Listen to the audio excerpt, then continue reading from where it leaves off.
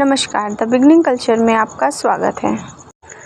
आज हम इस वीडियो में तुगलक वंश के बारे में बात करेंगे।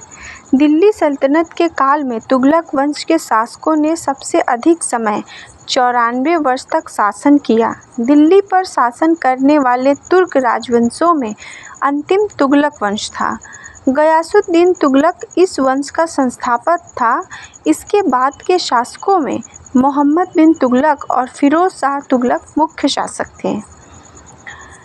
यह तुगलक वंश का संस्थापक था गयासुद्दीन तुगलक।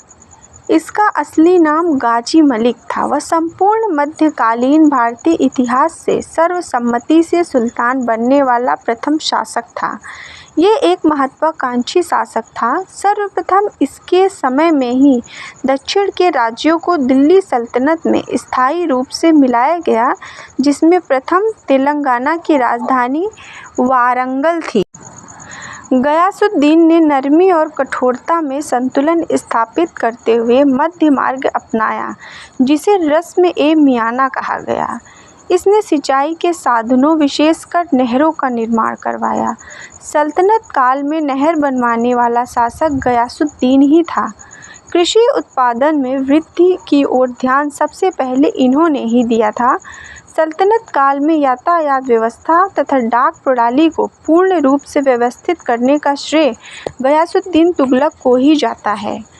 डाक में शीघ्रता के लिए प्रत्येक 3 से 4 मील पर डाक लाने वाले कर्मचारियों तथा घुड़सवारों को नियुक्त किया गया था। इसने हिंदुओं के प्रति भी उदारता दिखाई और धार्मिक संकीर्णता की नीति से दूर रहा। इसने सरकारी कर्मचारियों को राजस्व वसूली में हिस्सा न देकर उन्हें मुक्त जागीरें दी। गयासुद्दीन ने दिल्ली के निकट तुगलकाबाद नामक नगर बसाकर इसे अपनी राजधानी बनाया। उसने स्वयं के मकबरे का निर्माण करवाया, जिसकी छत अर्धगोलाकार है। वास्तुकला की तुगलक शैली का प्रारंभ गयासुद्दीन तुगलक के मकबरे के निर्माण से हुआ। तुगलकों की स्थापत्य की नवीन विशेषताएं जैसे ढलानदार दीवारें, ऊंचाई पर निर्माण तथा विशालता का आभास उसकी इमारतों की विशेषता है। इसने अपने ज्येष्ठ पुत्र मलिक फखरुद्दीन जूना खां, जिसे उलूग खां की उपाधि प्राप्त थी, को वारंगल तथा मदुरै में शासन की पुनर्व्यवस्था के लिए भेजा। गयासुद्दीन के प्रसिद्ध सूफी संत निजामुद्दीन औलिया के साथ कटु रिश्ते थे। अंततः जूना खां ने एक षड्यंत्र में गयासुद्दीन की हत्या कर दी। मोहम्मद बिन तुगलक ने कृषि के विकास के लिए दीवाने कोही नामक विभाग की स्थापना की। उसने अकाल संहिता तैयार करवाई तथा सिंचाई के लिए सैकड़ों कुएं खुदवाए। अकालग्रस्त किसानों को कृषि ऋण प्रदान किया। 1334 में मोरक्को को प्रसिद्ध यात्री इब्न बतूता भारत आया। उसने दिल्ली में 8 वर्षों तक काजी का पद संभाला। 1342 में मोहम्मद बिन तुगलक ने इसे अपना दूत बनाकर चीन भेजा। इब्न बतूता ने भारतीय समकालीन इतिहास पर आधारित पुस्तक सफरनामा रेहला लिखी। उसने दिल्ली में शेख निजामुद्दीन औलिया के मकबरे का निर्माण करवाया। उसने जहांपनाह नामक नगर दिल्ली में बसाया। वह बलबन की तरह सुल्तान को ईश्वर की प्रतिच्छाया मानता था। उसने अपने सिक्कों पर सुल्तान के लिए जिल्ले-ला शब्द खुदवाए। 1351 में मोहम्मद बिन तुगलक की मृत्यु हो गई। उसके बाद उसका चचेरा भाई फिरोज शाह तुगलक गद्दी पर बैठा। मोहम्मद बिन तुगलक का वास्तविक नाम जूना खां था। वह अपने पिता से भी अधिक महत्वाकांक्षी था। वह संपूर्ण विश्व पर विजय प्राप्त करना चाहता था और भारत में भूमि का एक कतरा भी अपने नियंत्रण से बाहर नहीं जाने देना चाहता था।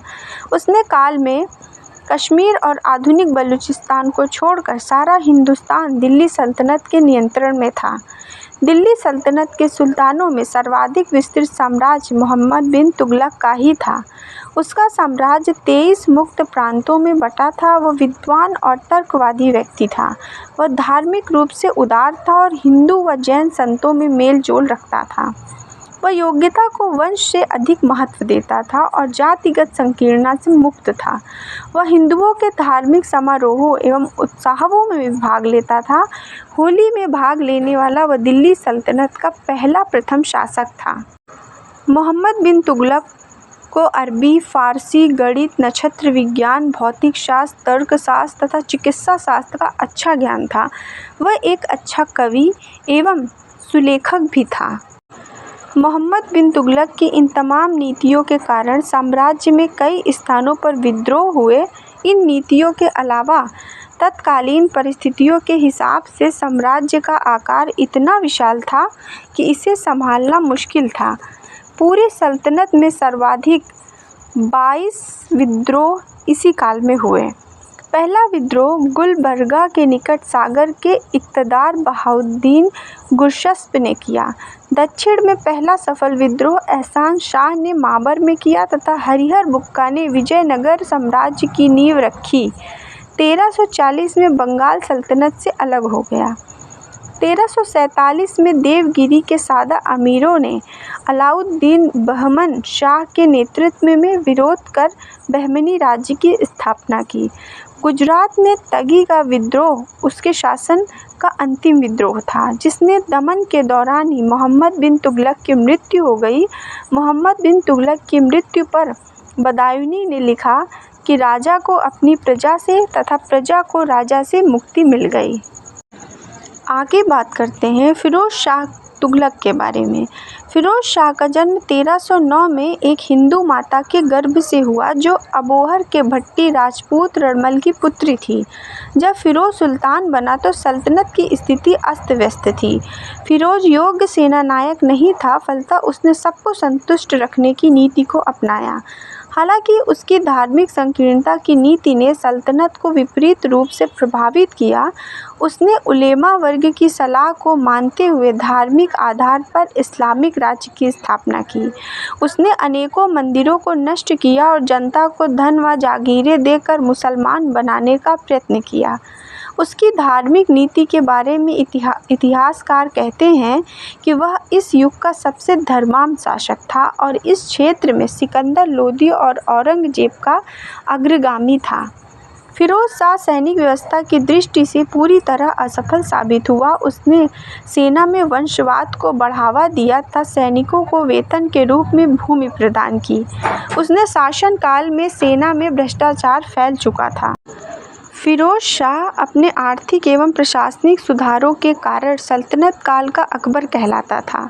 फिरोज ने इस्लामी कानून के आधार पर केवल 4 कर लगाए। खराज, खुक्स, जजिया और ज़कात आय का 2.5 मुसलमानों से लिया जाता था और उन्हीं के हित में व्यय किया जाता था। इस तरह उसने 24 कष्टदायक करों को समाप्त किया।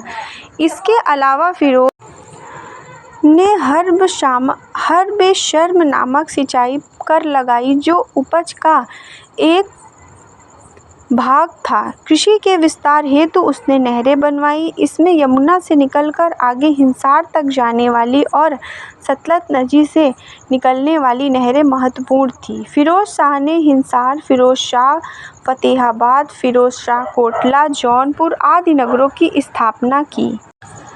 उसने आकाशीय बिजली से ध्वस्त हुई कुतुब मीनार की 5वीं मंजिल का पुनर्निर्माण करवाया। वह मेरठ तथा टोपरा स्थित अशोक स्तंभों को दिल्ली ले गया व अपनी नई राजधानी कोटला में उन्हें स्थापित किया। उसके दासों के लिए एक नए विभाग दीवाने बंदागान की स्थापना की। उसने गरीब महिलाओं एवं बच्चों की आर्थिक सहायता के लिए दीवाने खैरात नामक दान विभाग की स्थापना की। उसने निर्धन वर्ग की निःशुल्क चिकित्सा हेतु एक खैराती अस्पताल दारुल सफ़ा की स्थापना की। इसके अलावा फिरोज शाह तुगलक ने विवाह विभाग एवं रोजगार कार्यालय की स्थापना की। फिरोज शाह ने नए सिक्के भी चलवाए, अधा तथा बिख। इसके अलावा इसने शेषगनी नामक चांदी का सिक्का भी चलवाया। उसने उड़ीसा पर आक्रमण कर हिंदुओं के पवित्र जगन्नाथ मंदिर को क्षति पहुंचाई। नागरकोट पर आक्रमण कर इसने कांगड़ा ज्वालामुखी मंदिर से संस्कृत के कुछ दस्तावेज प्राप्त किए। उनमें से कुछ का उसने दलायल ए फिरोजशाही नाम से फ़ारसी में अनुवाद भी करवाया। उसने फ़ारसी भाषा में अपनी आत्मकथा फुतूहत ए फिरोजशाही की रचना की। प्रसिद्ध इतिहासकार बरनी उसका दरबारी था, जिसने तारीख़ फिरोजशाही तथा फतवा ए जहादारी नामक प्रसिद्ध पुस्तकें लिखीं। शम्स ए सिराज अफ़ीक ने भी तारीख़ ए फिरोजशाही की रचना की। 1388 ईस्वी में फ़िरोज़ शाह तुगलक की मृत्यु के बाद तुगलक वंश लगभग समाप्त हो गया, क्योंकि उसके बाद के शासक अयोग्य थे। यह तुगलक वंश का अंतिम शासक था नसरुद्दीन महमूद तुगलक। इसका राज्य विस्तार दिल्ली से लेकर पालम तक सिमटकर रह गया। इसने शासनकाल की अवधि के दौरान वर्ष 1398 में तैमूर लंग ने भारत पर आक्रमण किया था। दिल्ली समेत देश के अन्य हिस्सों में लाखों हिंदुओं का कत्लेआम किया। धन्यवाद।